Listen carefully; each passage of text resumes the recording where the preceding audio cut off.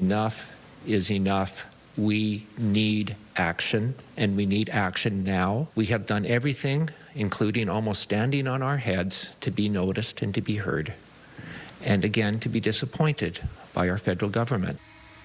The Office of Canada's Emergency Management Minister tells us it is now in touch with the mayor regarding the flooding and future proposals. Joining us now is Corry Spitter, a farmer at Orania Farms, a family-owned business with farms in BC, including in Abbotsford. Welcome, Corry. Thanks for being here. Thanks for having me. Now, I understand 2 of your farms are in the affected zone. Can you talk to us about what has happened there? Well, very much a repeat what we had in 21, where the Nooksack River jumped its banks and subsequently ran in. I mean, it flooded, major flooding in the U.S., but we got the excess water flowing into Canada, and fortunately this time we didn't have the Fraser River backed up as far, so we've been able to dissipate that water. Last year, or 3 years ago, that excess water eventually broke the dike, which filled the Sumas Lake, which is where another of our farms is behind a diking system. That was breached last time. This year, nothing has happened. We've been able to move the water, or enough of the water, away through the Sumas River and out into the Fraser River. So right now we dodged a bullet. Our farm that was in the flood zone from the original initial impact of Nooksack, it came within 1 inch of having wet barns and dead chickens. Some of my neighbors close adjacent to us, they lost birds. One neighbor I spoke to lost five barns. Oh dear. Were there any precautions that you personally were able to put in place this time around since 2021?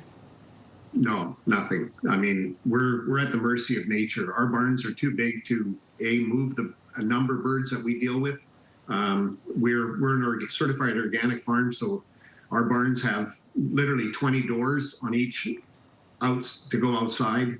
To seal them and make them watertight, virtually impossible. At the mercy of nature. Oh, goodness. Yeah. Now, you are expecting heavy rain on Sunday and Monday. What is the best case scenario here? That we don't get the rain. The temperature, I don't think we have much choice, but we don't get, that the rain hits a different region. This time, unfortunately, it hit the U.S. much heavier than us in Canada. Three years ago, we got it and they got it. So we had 300 or nearly 300 millimeters. This time we only had 120, but it was concentrated on the Nooksack, which eventually drained into the Sumas, or into Sumas Prairie, which is Canadian side of the border. So it really depends. You know, a smaller amount can do just as much damage if it's focused in the wrong place. And that's what happened this time. The mayor of Abbotsford has been critical of the federal government's response to this flood. What is your message to the government right now? Same thing. The federal minister was on our farm 4 years ago. They promised that they would step up, that the money would be there. And like the mayor said, nothing has happened.